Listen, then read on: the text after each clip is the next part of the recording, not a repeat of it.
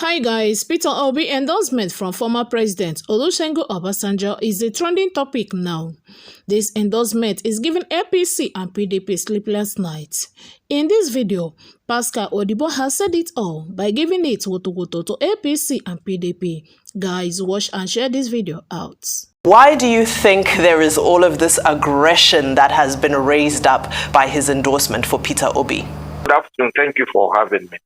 I think there is need to understand that we are in the season of endorsement. More endorsements are going to come and going to come the way of the people who are gravitas in our society. So the endorsement you have from Obasanjo is just the flood. It will open a floodgate of endorsement. And coming to why people are kicking back, or that they push back. Imagine if Obasanjo endorsed Atiku or endorsed Tinubu. It would have been the end of this campaign. They would have just said, "Wow, we have won." This is the fact that they lost out in this so more important endorsement. They're just being bad sportsmen. The endorsement of Obasanjo, by every definition, as far as you can stretch it, signals that the Labour Party candidate, Peter Obi, is the new kid on the block. And I've always said to those who care to listen, Obasanjo wasn't really speaking to all Nigerians. If you read the letter, and I have read it, he was deliberately speaking to people that make up 71% of the voter population, the youth. Is telling them, rise and take your country back. If you keep listening to the plethora of conversations that are going on now, you will still see the same people 4 years ago, 8 years ago, 15 years ago, the same people recycling, saying the same thing they told us 8, 10, 15 years ago. So Obasanjo is saying, don't allow anybody to pull a wool over your eye. And I think that in Unleash, what we try to do is unmask the environment and try to assist the populace to unmask the candidate so that you can find out what they call the reasons of it. What is the reason for being? As I mentioned somewhere, I said, there are 3 things that drive an individual. What they do, how they do it, and why they do it. What they do is what they are telling us now. How they will do it is what the press and the interrogations are about. But why they are doing it is what we now need to stay on. In other words, when you meet a Bola Tinubu, you ask him, why do you want to be the president? When you meet an Atiku, you ask him, why do you want to be a president? When you meet a Peter Obi, you ask him, why do you want to be a president? And the motive will appear. And I think this is what Nigerians need to keep looking at. Refuse to be confused by what they are saying. Refuse to be confused by how they're going to do it. Just ask them the simple question. Why? Why do you want to be the president, Mr. Peter Obi? And the last time I listened to Peter Obi, by the way, who is my preferred candidate at this time, is that he went for a course in Kellogg's, and the university professor took him on a walk at the Michigan River and he was trying to explain to him why Nigeria is not featuring in his conversation in the class. And he gave him a naira and gave him $1. He said, which one will you take, Mr. Peter? He said, I will take the naira, the dollar. He said, why? He said, because it has more value. He said, no, it's because you don't trust your country. And he told him one thing. He said, go back. You have made private wealth. You don't have public wealth. So that remains to me a major and compelling why he is coming into larger politics. He wants to create a larger wealth, not those who want to create private wealth. Well, people have created private wealth in the past, and we see where we did. There is a lot of poverty in the land. So the people themselves are querying and trying to understand why we should vote again. And Obasanjo is championing that.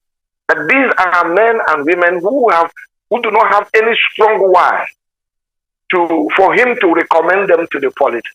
So what you are noticing is that The statesmen are going to come and they are telling the voters, concentrate on the why. Someone who is interested in you. Politics is about the people, it's not about the persons themselves. An endorsement is a deliberate pointer to where to go. Let's not kid ourselves. An endorsement is a clear indication. If you read Obasanjo's letter, you will see how he chronicled the issues and the challenges. By the way, he did tell the youth, do not inherit your father's enemy. He chronicled the issues.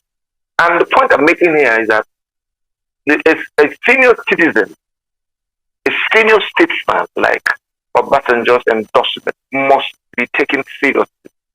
He has ruled this country before, and he mentioned it there. He mentioned the critical thing that a president should have: the character, the track record, and the presence of mind. And at this, for him, he has found very important number in the candidacy of Peter Obi. So my take here is, and I think people should be able to consider it for what it stands for. It is a prodding and saying, guys, I've evaluated the four major candidates. I am pitching my tent with Peter Obi. If he pitched his tent with Atiku, if he pitched his tent with Obasanjo, with Tinubu, I am telling you, they will have gone to town with it. So what is the problem that he pitched his tent with a Peter Obi, who represents a new and a more forward-looking Nigerian? So the point I'm making here is that he's speaking to a demography. He's speaking to the youth, who he believes have the numbers to make a difference. 71% of the voter population. They have listened to him. They have heard him. These guys were on the street on NSA. They wanted a change. They wanted a difference. They were advised that this is the wrong way to go. Get into a political system. Now they're in a political system, and a statesman like Obasanjo, who is revered locally and internationally, is saying that this is the way to go. I think the youth have heard, and I think they will determine and they will surprise and bring the shocker to everyone who still believes in the old system. A new Nigeria is imminent, and it has to be a deliberate act. And he's speaking to the demography that can birth a new Nigeria. We cannot remain in the past. Before a Peter Obi supporter, you're a political analyst, and I believe you have eyes and ears on the ground. Have you seen any empirical move in sentiment? Have you seen any, do you have any cases where you've heard of groups of people changing their mind about who they will vote for following this endorsement? We just have 60 seconds. Now listen, we just have about 2 months to the election. A lot is ongoing.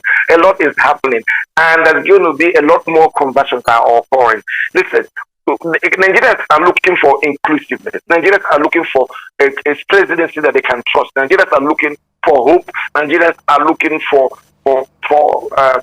believability. Nigerians are looking for a country they can believe. They can see this, and it's occurring. You know, when the NOI or the last poll occurred, there's a certain percentage that is undecided. I can bet you those undecided are people that will vote and vote the way of a new Nigeria by voting for Peter Obi. The point I'm making here is that I think we are all carried away by the old system. The old is gone. The new is here. And the youth are raring to make a difference. Listen, let me tell you something. Most of the people that are yearning for the old, the billboards you are hearing, the jingles you are saying, is the same old system. The billboards are in people's phones. The jingles are in people's phones. They are made up their mind. The decisions are in their mind. They're going to, on that day, vote, and they will birth a new Nigeria.